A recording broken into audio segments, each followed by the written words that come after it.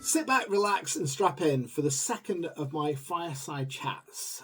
We're going to be talking to the amazing Kate Harrison today, the founder of Chromie, and we're going to delve into the psychology of colour.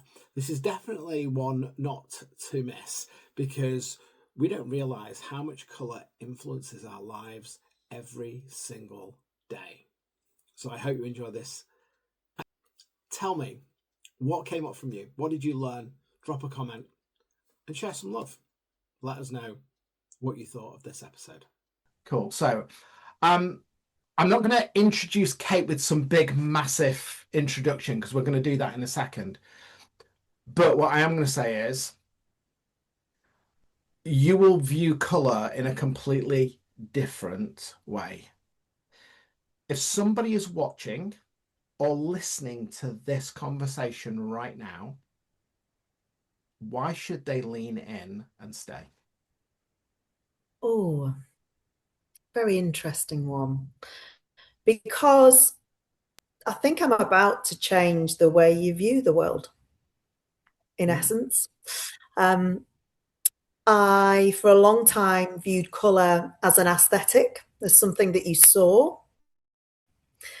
But I think by the end of this evening, you're going to see there's so much more to that than just what we see. It's not just the colours we wear or if we look good or what your colour palette is. There's so much more to it. And this is a lifetime's work for me. So I'm excited. And I love to go off piece, Marcus. You know this. I never get asked. People say, would you like to create your own questions? No, never. Because this is like passion for me. This has been, years of research and study and practice. And let's just get into it. And actually, this is the important thing. There is a lot of psychology around this. Like, there's a lot of stuff that you talk about, but I know I've asked you questions before privately, and you've gone, oh, yeah, it's that, and it's that. So this is why I've kind of called it the psychology of colour, and I want to dive into a little bit into that. But before we do, what I want to do is you're building an amazing brand. You've just done your TEDx, which is amazing. You've shared the stage with, quite a lot of influential people. Mm-hmm. And so people look at your brand, if they look at your Instagram, it's polished, the way you speak, what you're talking about. But tell me, where did it start? What happened in the middle to create what you've got right now? Give me the story. Blimey. It's not polished, by the way, and it's still very much in the middle, the messy middle right now. I think that a lot of people are in that messy middle part, and that's very much me. But it started, more than 20 years ago. I started working in retail. That was my first ever job out of school. Well, I was still in college, to be fair. Worked for Marks and Spencer's, and then I worked for a few designer brands as I went through university. Worked for the likes of Armani and Selfridges and Flannels, and thought that I loved clothes. Thought that I loved clothes and I loved retail. So did a retail marketing degree at uni. And that was great. My dad was an art teacher as well. So I think I'll probably go back further than that. When I did my TED talk, it was very much about how it started with a lifetime of colour from being tiny, because he was an art teacher. And I talk about this in my TED talk where I talk about playing with his ties. This was the 80s. So art teachers had really cool ties, like different coloured silks. And I loved just like touching them and feeling them and close up to my face, and just was obsessed with this colour. And then moving in, it was about working in the stores, and all these stores, you'd have your own kind of client list. And I'd sell loads of clothes, but I wasn't really trying to sell clothes. Like, I just liked connecting with people and making them feel better. And often that involved different coloured clothing. And then when I left university, I trained to be a stylist. I moved to London and trained to be a stylist, trained in body shapes and traditional colour analysis. And fast realised it was actually people that I loved, not necessarily clothes. It was more the people, and the effect that these clothes were having on these people was incredible. And often that was down to the colour. And I was taught back then, over 20 years ago now, a very rigid, I don't know if you can tell me in the chat if anyone's ever had the their colours done. So maybe a colour analysis where you've been shown maybe you're a season, or maybe you're a cool or a warm skin tone. There's a lot of that goes along. Originally in the 80s, it was kind of Colour Me Beautiful. So I've been taught that kind of system to do things. And I'd dutifully gone on and practiced in that way. But I was doing a lot of corporate styling as well for men and women. And those palettes were very much restricted and very much controlled. There was a lot of black suits going on, essentially. And I felt like these people, what we had here, seasonal colours way back away. I was a summer as a child. Interesting. So people have lots of different ways of doing these colours. And I had the same. I was very traditional in my stance that you either suited this colour or you didn't. And then I got commissioned to do a couple of TV series back in the early noughties. And that was all about impact, and colour again became really important because on screen, colour is all about impact. And I'd be forever putting these women in these bright red dresses, and they would like turn around in their transformation and they'd be like, I look amazing. And the viewers would think they look amazing. Their friends and family would. And they'd go straight back to their black tracksuit. And when I asked them, I was like, what's going on? I feel like I failed you. It was never that it looked wrong. It was always, it just didn't feel like them. It didn't feel like me. It felt too much. None of it was about how it looked. It was all about how it felt, which led me down this kind of rabbit hole of retraining in chromotherapy, diving into colour psychology, the science of colour, the physics attributed to it, to really discover if we can feel colour. And the bottom line is we do. We can feel it. And because we can feel it, we can therefore use it as a tool to shift our own energy, essentially.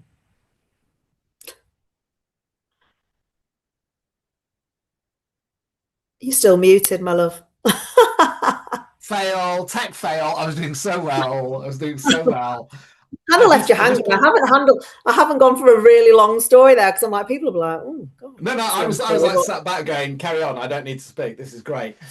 Okay, so I'm going to pick on something you just said then about the psychology of colour and we actually feel colour, because that's a lot of the work that I do. What I do with words is what you do with colour, and all of that needs to come together. The colours, the words, the brand. It's all like we're feeling people, right? We're not logical beings that have emotions. We're emotional beings that sometimes use logic. Although I must admit, in this day and age, I'm wondering if that's going less and less and less.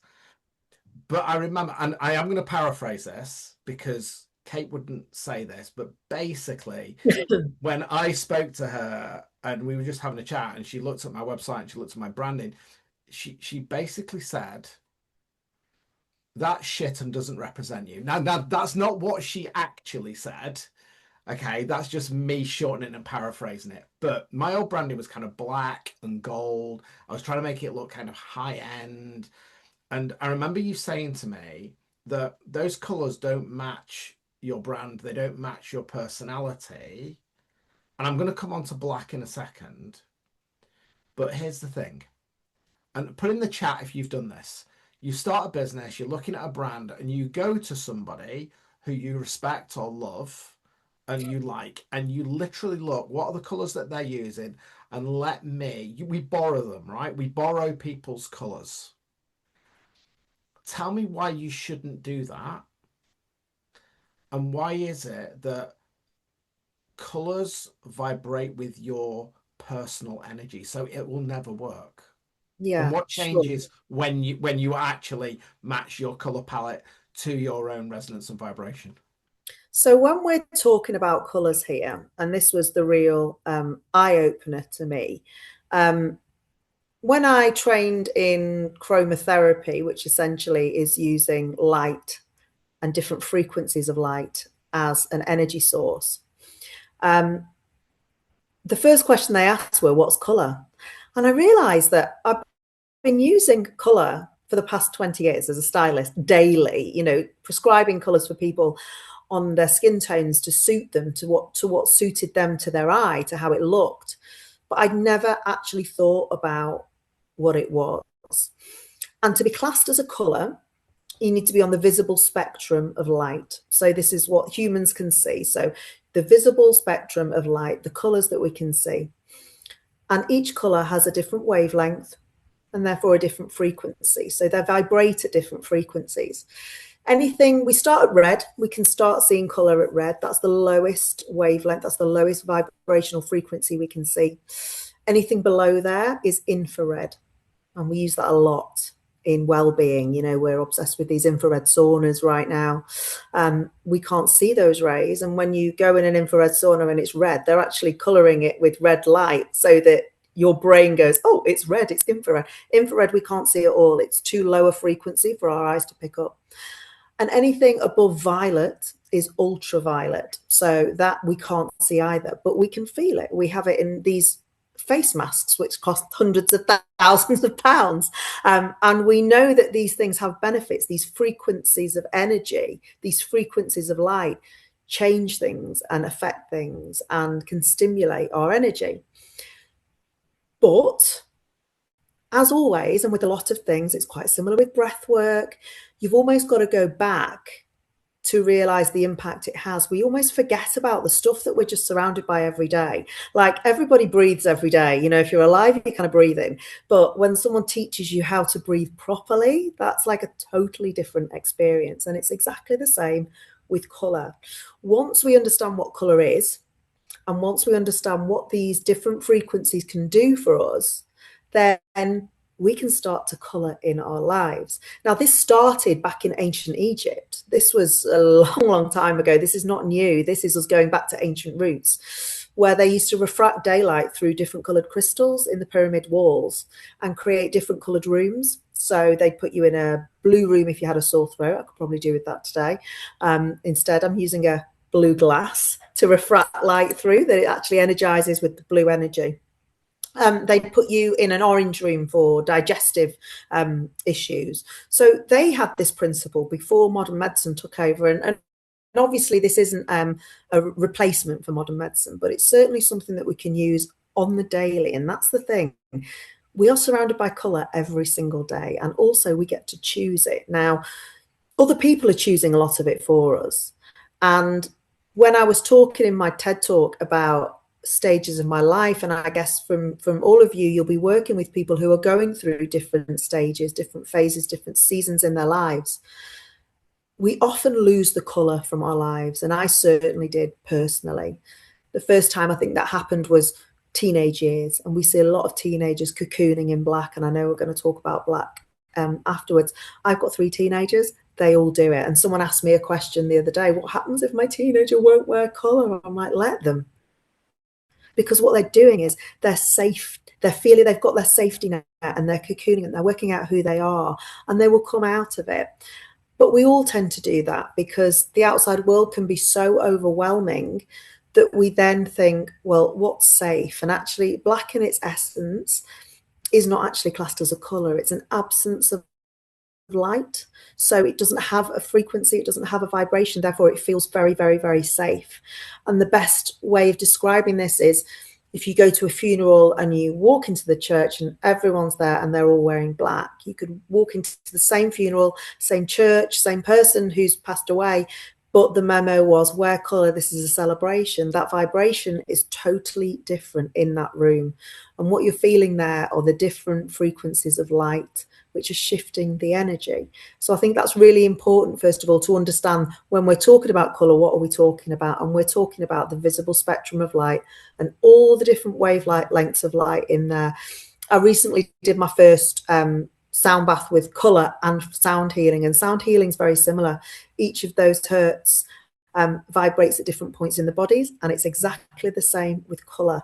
And once we understand that, we can understand how that then relates to us, and we get to colour ourselves in, and we get to connect back with ourselves, which is hugely beneficial. And that's where, for me, the essence of your brand colours come in, Marcus. Yeah, so can we, I'm gonna just leave you there. I'm gonna stay out of the way and just talk. Can we just lean into that though, in that cookie cutter approach? So I've got a brand, I want to be seen, I want to look as though I stand out there, you know, I've got my own, why does that cookie cutter approach of like stealing somebody else's colors not work? And why is the work that you do, why does that help brands? Why does that help people to be seen as their authentic self and deliver an authentic message in the work that they're doing? Sure. Well, within my methodology, and someone wrote on here before when they were talking about they'd read a book where a child could see the colours of the people's, the auras surrounding them.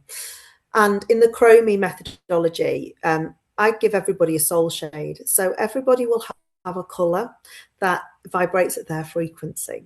And it's very similar to, you walk into a room and you feel someone's vibe and you just feel like they get you. And that's the same with this.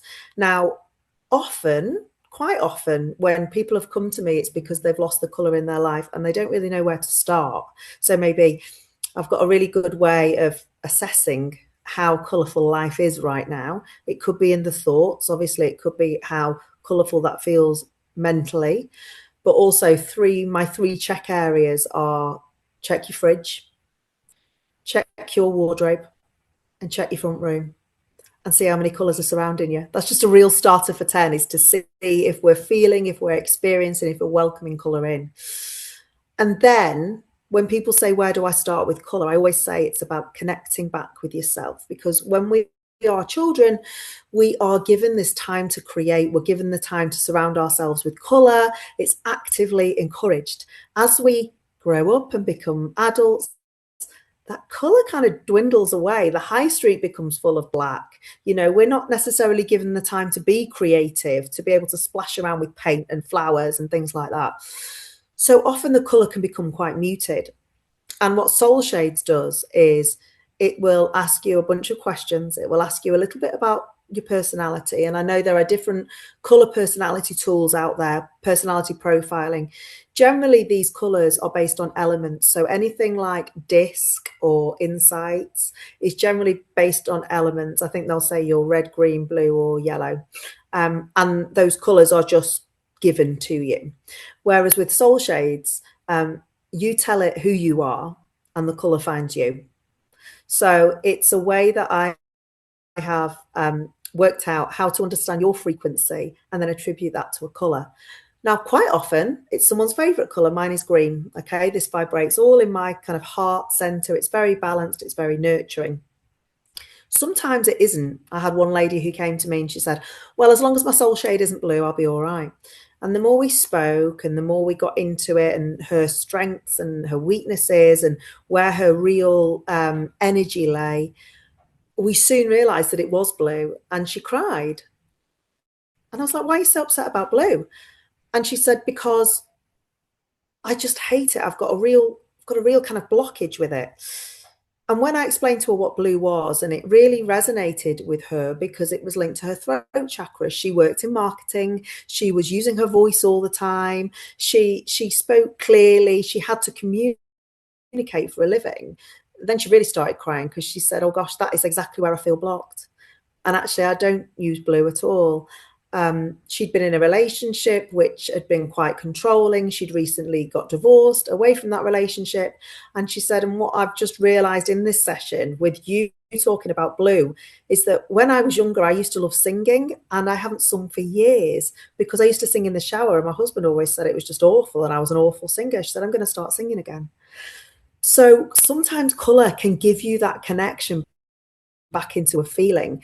And it did that with her as well. So when we're connecting with colour, we're not just connecting with the visual, connecting with the feeling as well. And we did that with you, didn't we, Marcus? And what I want to do is to understand your colour, your soul shade, so that then we can bring that into your branding. And we can also bring in your healing pair. So every soul shade has a magnetic pair, and this is a colour that balances things out. So you guys probably work off wheels of life and things like that. We have a colour compass in colour coaching, and it's exactly the same. The opposite colour, the opposite frequency is magnetic. So the two need each other. Mine is red. So in my green energy, I love it. And actually, when I found that my soul shade was green, I was like, my gosh, it's connecting me to something inside me that I was missing. And that was to be surrounded by green, which was actually when I was a child, I loved being outdoors. I loved being running around in a field with horses. And actually, in the time since I've connected back with my green, I've started doing that again. And it feels absolutely incredible. But what it also taught me was that the thing that I need, which I found really uncomfortable, was red. It was the magnetic opposite of the green. And so interestingly, that was the shade that all these women before had told me they felt uncomfortable with. And it wasn't that it looked bad, it was that it didn't feel like them. And the reason it didn't feel like them was because red is the lowest frequency on the visible spectrum. It's very powerful, it's very grounding, it's very stabilizing, and it's very confident. And if in yourself you're not feeling those things, it can feel very overpowering. And it certainly did with me as well. But it is also something that we need.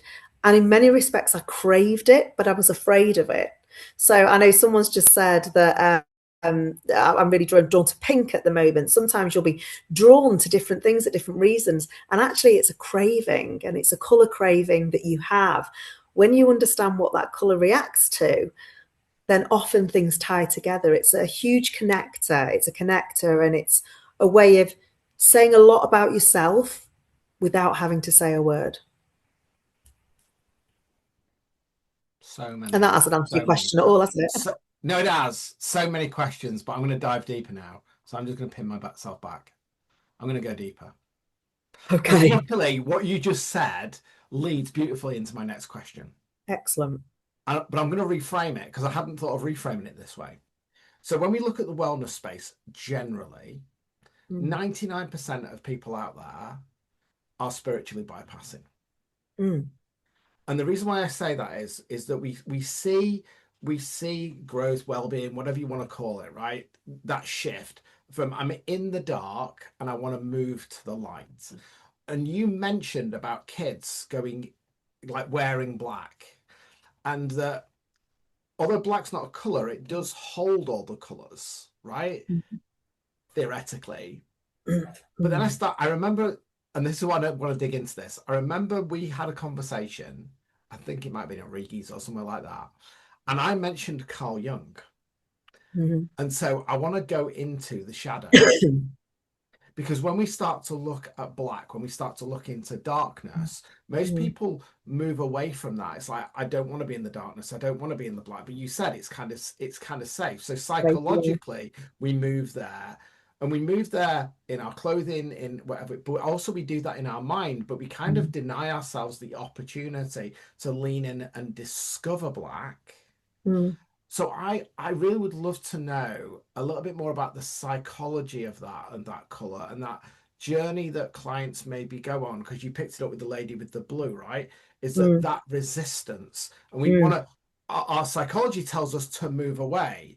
And actually, when we look at therapy and when we look at modern psychology, what we tend to do is go, oh, this is who you are.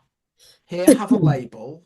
And then all of a sudden you get stuck with the black wardrobe. You said it, you go out onto the high street and everybody says, this is the seasonal color. This is what you should wear. And how dare you step out on your own?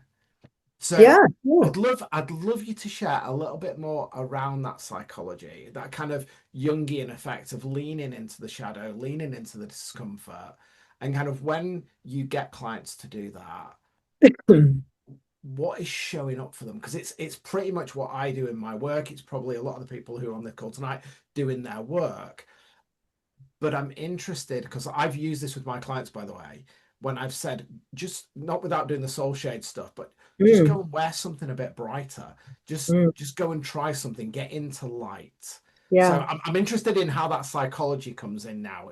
And this is something I haven't really heard you speak about. So I want to pull out this psychology profile as well, if that's and it's really interesting. And Chromie has transformed into a coaching method as well, because when I started this, I almost created a whole new well-being category, because people were using color, like I say, to dress in different ways. They were using it in interior design.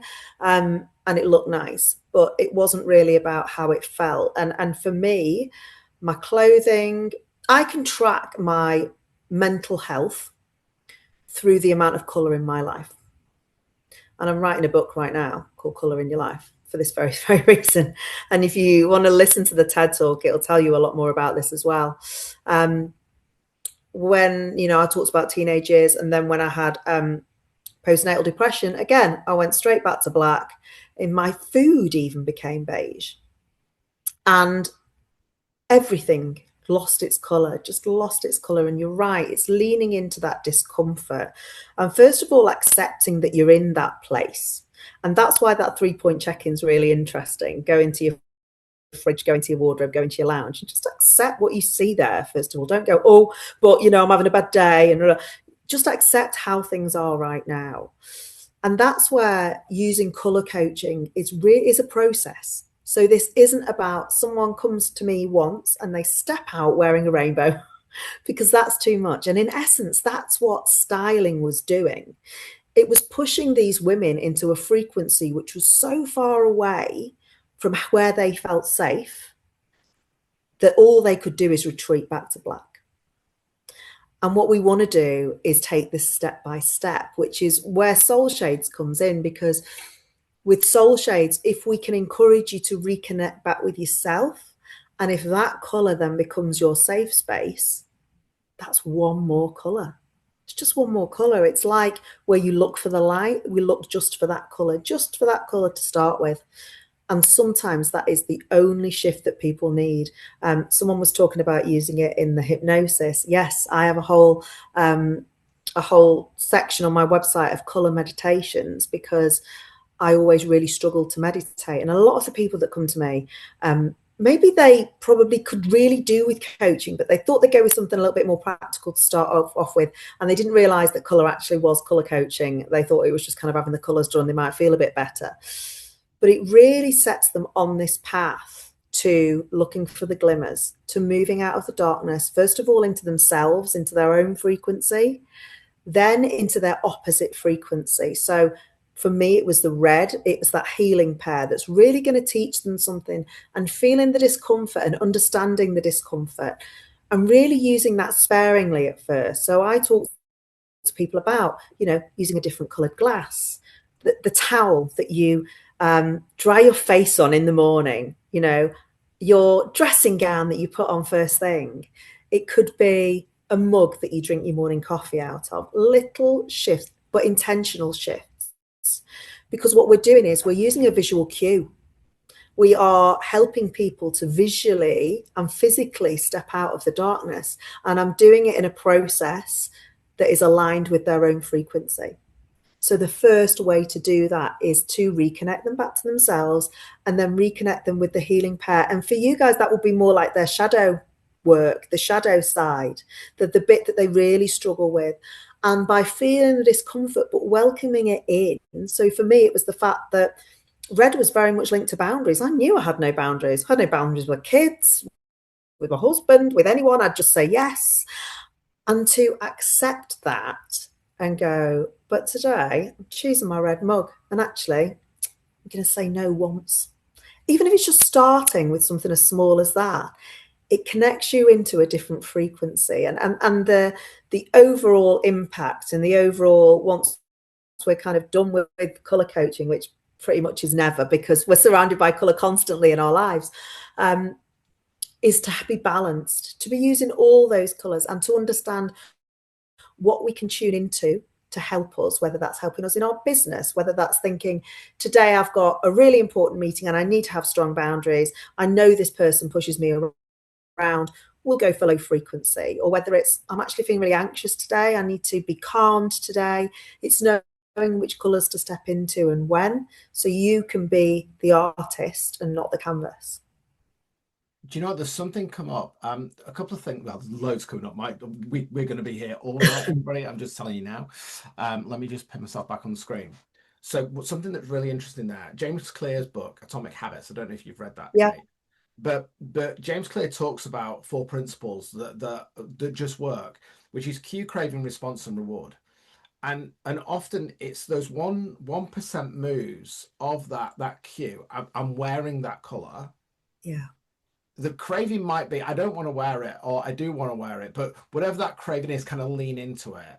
Yeah. And just notice your response. How does it make you feel? Even if it's uncomfortable, and then go test it. What was the reward? The reward might be actually negative feedback, but great. I know that doesn't work. The other thing then I started to think about was in NLP, there's something called NLP anchoring. So a lot of the stuff that I do is you can find out the root cause of stuff. You can find out you can use the breath and all that somatic stuff. But that's quite a lot for your brain to do when, like, you're in the shit, basically, when things are going wrong, because it's going to happen. Yeah. But actually, when you're in that place, I can now see that color anchoring 100%. and I know you talk a lot about this on Instagram. You always have your soul shade that you go back to, which isn't black, but it's that one. It gives you that confidence, it gives you that peace, it gives you that thing. So I have got another question in a second, but I want to just link into this because I hope everybody can kind of see how a lot of what we would call that, whether it be Jungian psychology, but Adler, Freud, whatever it is, how this actually all mixes in because we're visual creatures.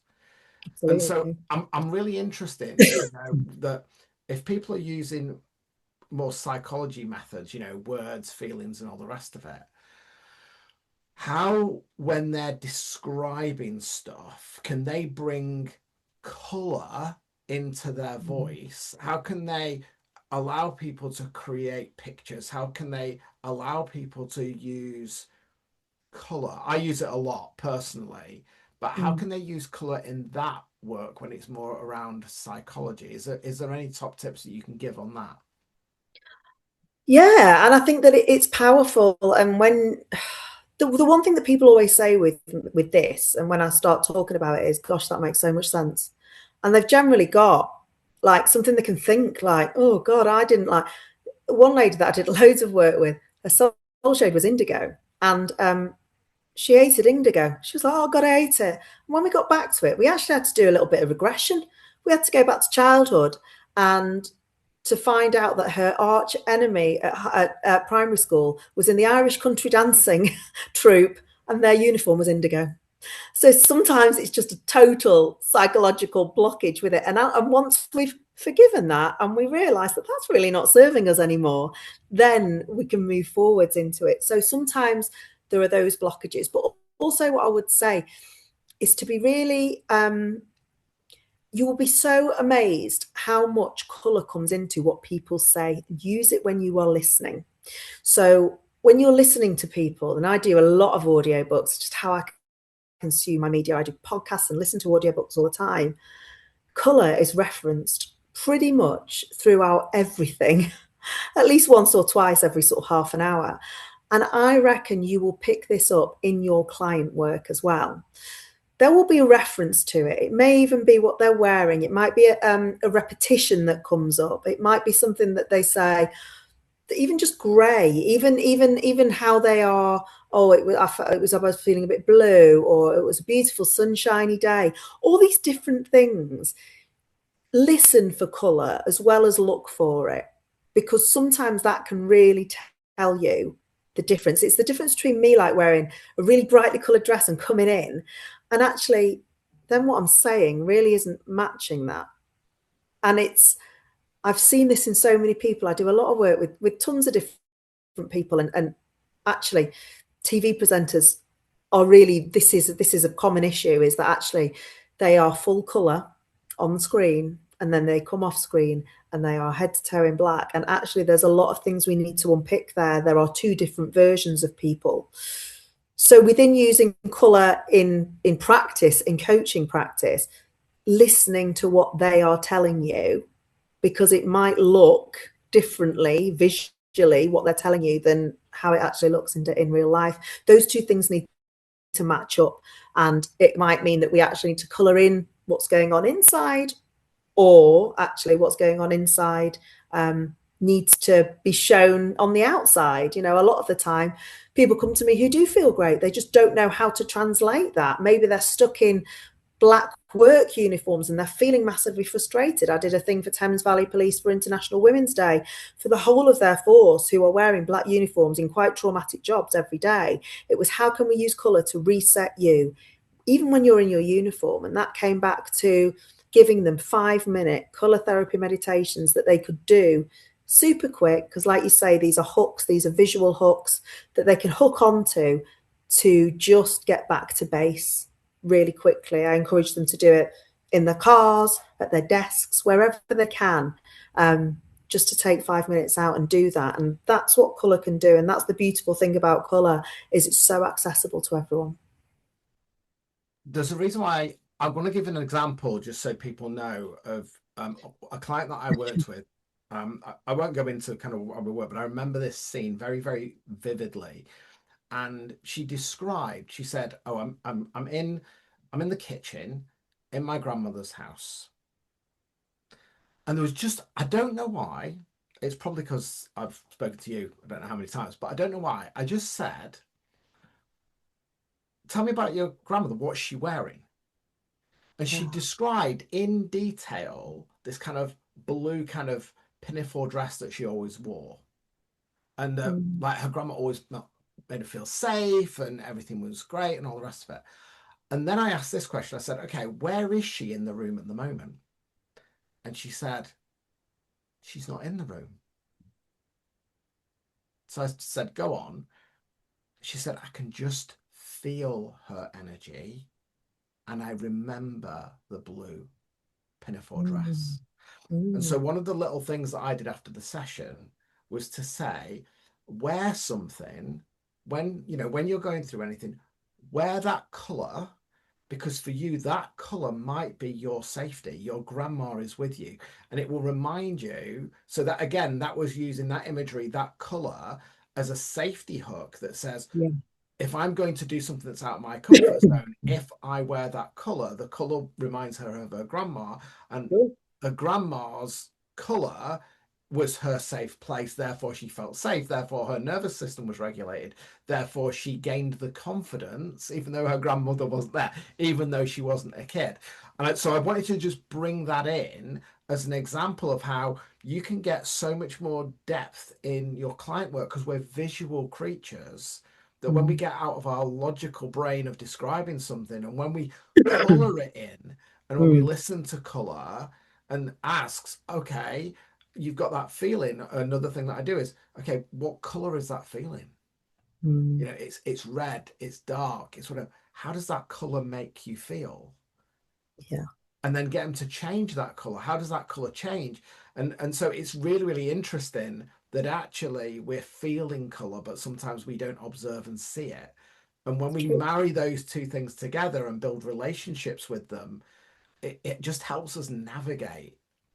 So I wanted, that's one of the reasons why I wanted to ask that question, because people might think, oh, well, how does this impact what I'm doing? But actually, this is what I've learned from kind of hearing you, speaking to you, and how I bring it into my work as well. Yeah, and sure. And even understanding the basics. So I do various different courses on this, but even understanding the basics of where these colours can vibrate in the body and how they affect you to start with, can be really important in terms of your brand. So like I say, my soul shade's green. You will always see me in green. Really important to understand as well that the more intense the colour, the brighter the colour, the stronger the vibration. And I know Sarah was talking to you about PR the other day. I have a really strong set of brand images, and obviously they're all colourful. And let me tell you, if you've got colourful brand images where you're wearing colourful clothes, or you've got your brand colour in your mug or whatever, they will get you press.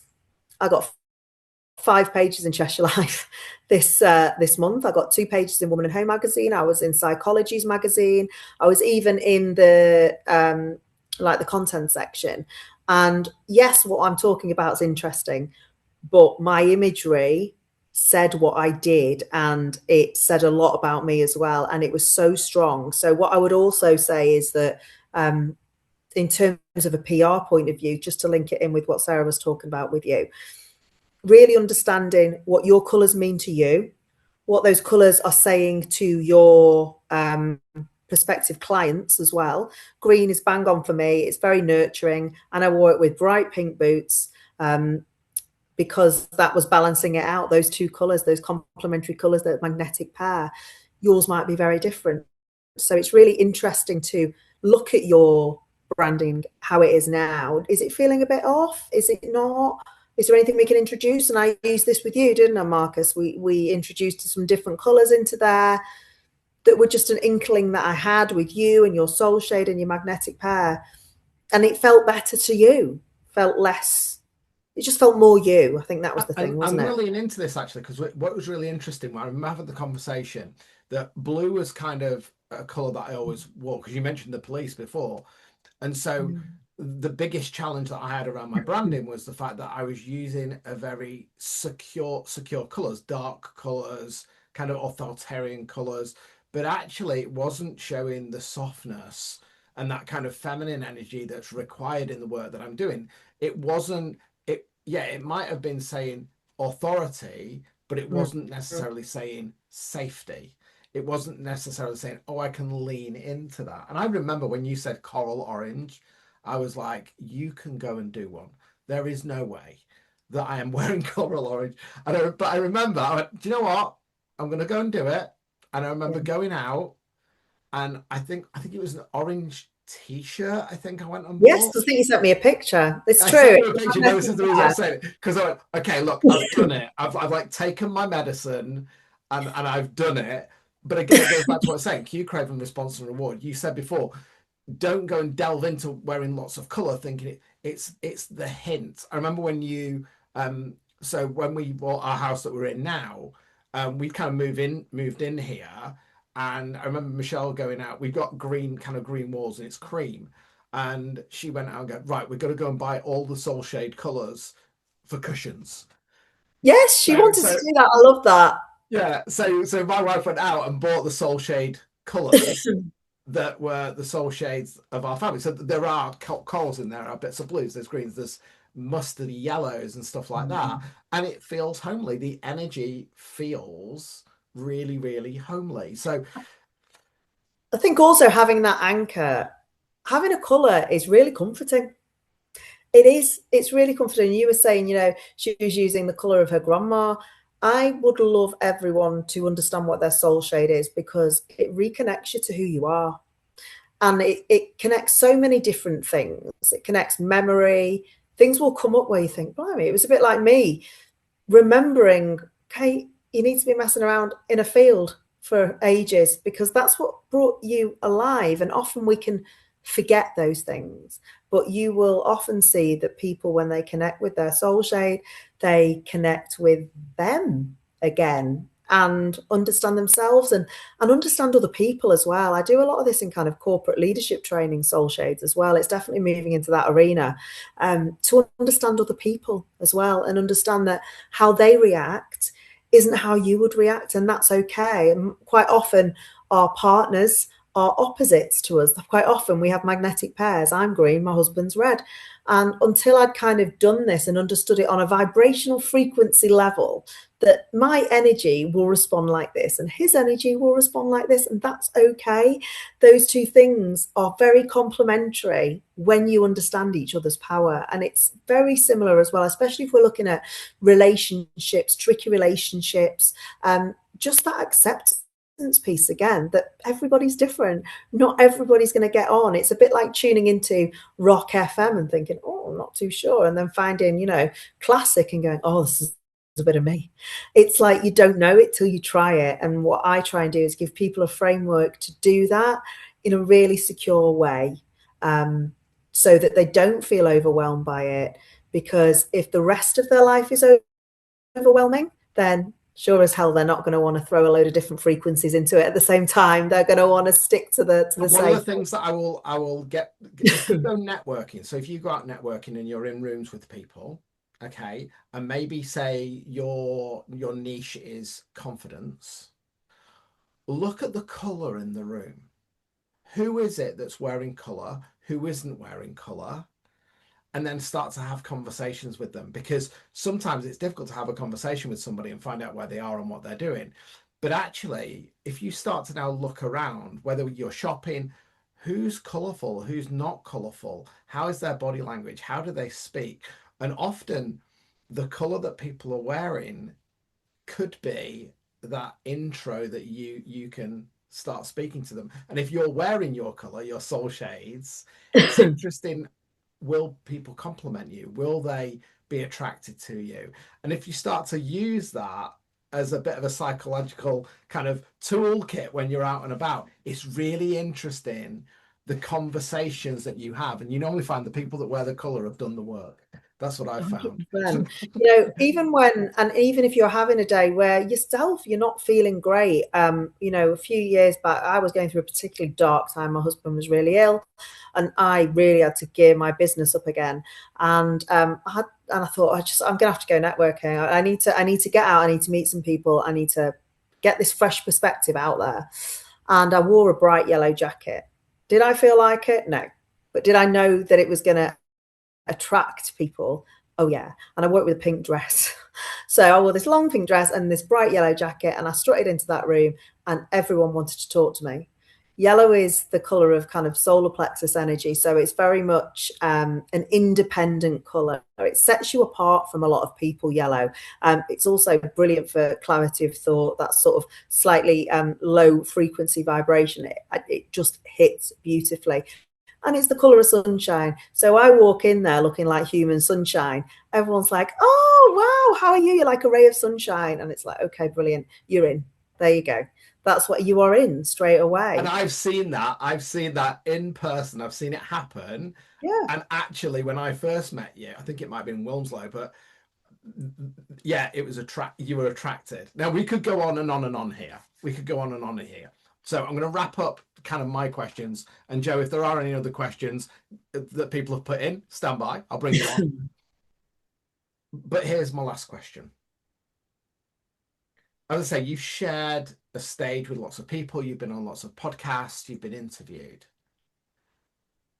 What's the one question that nobody's ever asked you that you would love to tell the world about? Mm-hmm.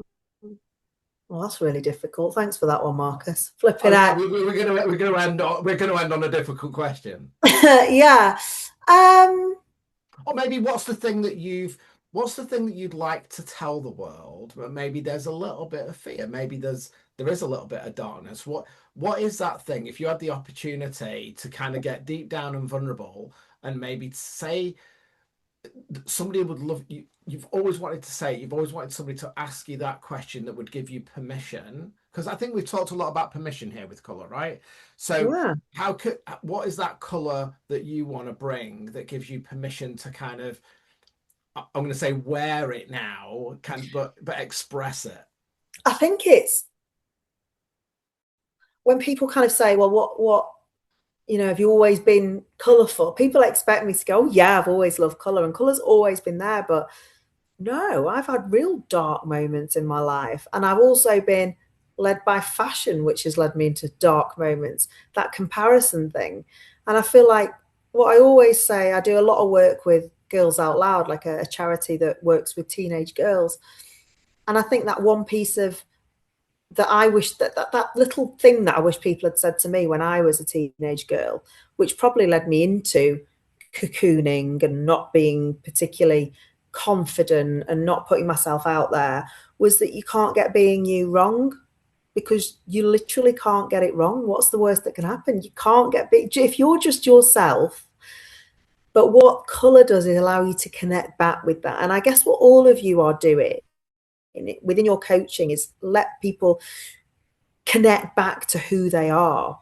And I think that is the most important thing I want to get across, that for me, colour's a connector. It connects you back to who you are. It can connect you to purpose. It certainly has done for me. This is my purpose, to help anybody who has been in a dark place or is in a dark place or who just feels a little bit grayscale right now, that actually they get to colour in their lives their way. And you can't get that wrong. You know, this isn't paint by numbers. This is paint by you. Just do it your way.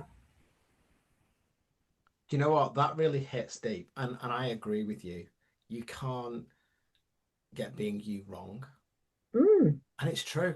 I say that all the time. There's a phrase, I might have said this before. Truth is a belief, a thought, and a feeling. But truth is a belief that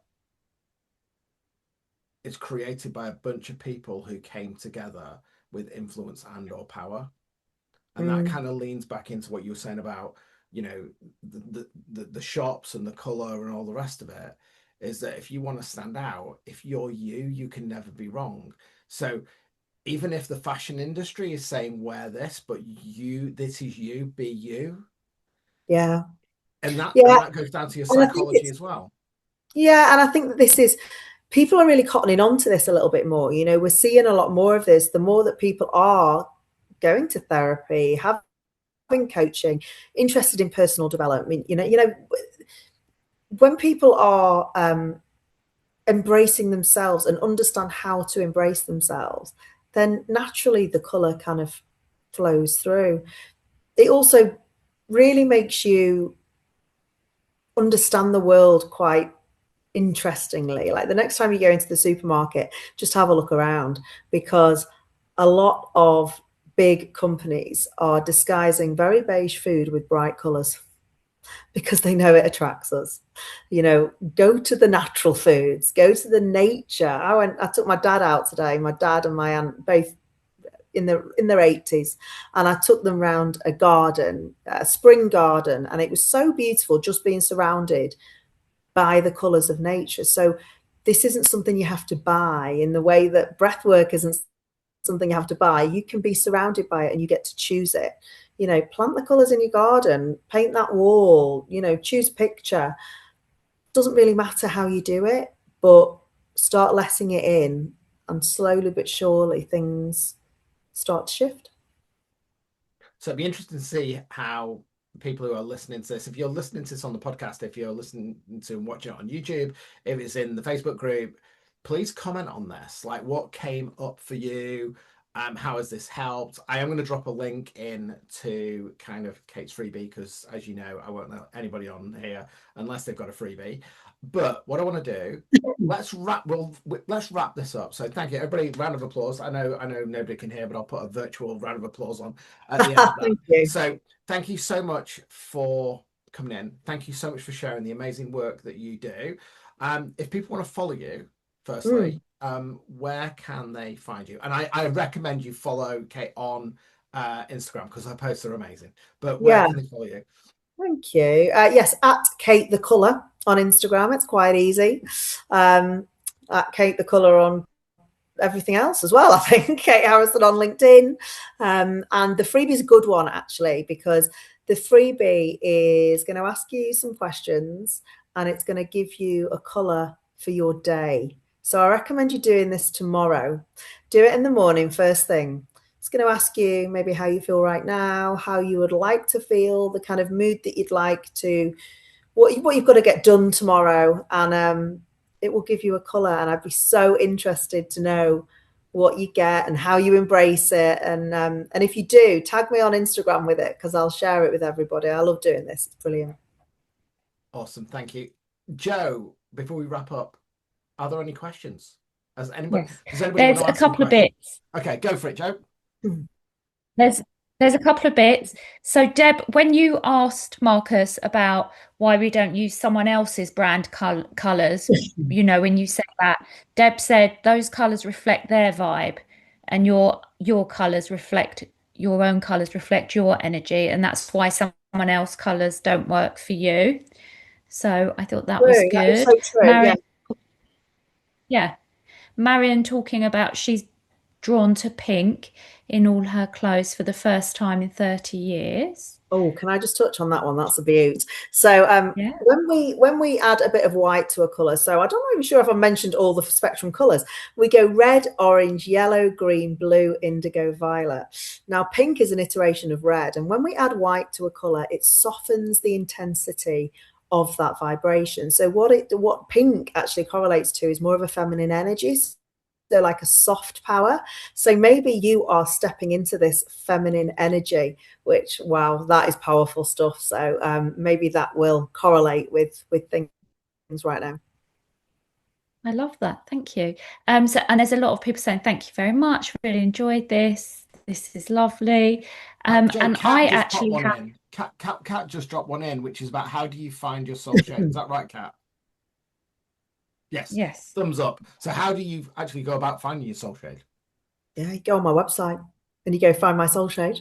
And it's my first, that's my first service. So yes, Soul Shades is available on my website. It's an online, depending on where you are in the world, it's online, but I also do in-person sessions at my colour loft in Cheshire.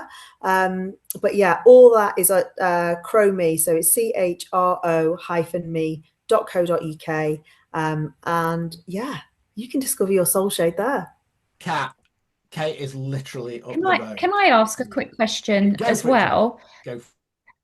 Does your soul shade ever change as you Feels go so through your interesting. life, like different stages in your life, or does it stay the same? Because I'm very spiritual and I can see auras on some people in certain circumstances, and that changes depending on what's going on in people's lives. So that's why I'm interested in Soul asking shade that question. doesn't, because it's kind of intrinsically you. So it's what's at the heart of you when you think about all your kind of core values, your morals. So soul shade doesn't. But what I also say is I wouldn't recommend anyone having their soul shade read until they're about 25, because actually it's very difficult to understand who you are kind of as a person before that age anyway. There's still a lot of things kind of popping into place. What does change are the colors that you crave. So for example, a lady the other day was saying, gosh, I'm just craving green all the time. I just want green everything. I was like, oh, it's so interesting. That's all about nurturing and balance. Is that an energy that you're giving out? She said, well, I became a mum 5 months ago. It's like, well, yes, you're constantly giving that energy out, so no wonder you're craving it. So yeah, the colors that we crave. It's so interesting with the auras. I went to the Mind Body Spirit Festival last year, and I had my aura photographed, and it was all blue. And I had the biggest kind of girl therapy session in the car down with my friend Danielle, who I know you know, Marcus. She's also she's a therapist. So And she's Danielle is an incredible. RTT therapist. So I actually She is an trained RTT. Danielle. So You did people train will know Danielle. Danielle. Yeah, she's kind of part of this group. So yeah. So I was literally just so it's all about the communication. That blue is pure like throat energy. So I was absolutely converted to this kind of having your aura photographed, because I was like, that's so apt. That's exactly the space that I'm in right now. It was brilliant. You know, it's interesting you say that. We will wrap up in a second, but actually that was another reason for getting on.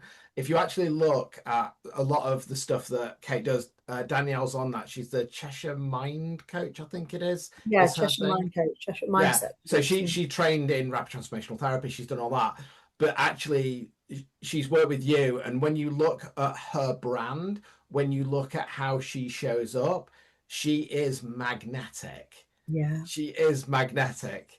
And that's because of the work that you've done, and there's a lot of other people there. But I think there's a few guys on the call. Is there? Yeah, Robert's on here. What I would say is that this does absolutely work for men as well. And I think that it's probably needed more and more for men. And the reason for that is this is from my personal experience, is that actually with the world being like it is at the moment, and we've just had the Netflix manosphere thing and all the rest of it, actually color is a really good way in which you can come across as being safe just visually. You know, it's really hard to be aggressive wearing coral pink. But it's also a great way of supporting your energy as well, because I think that that is very limited. And certainly when I've worked with guys from like boardroom level, it's been transformational for them, because it's something they've never really thought about before. They've thought it was for the girls, and it really isn't. And it can show up in so many different areas of your life. So it's a real connector. Awesome. Thank you.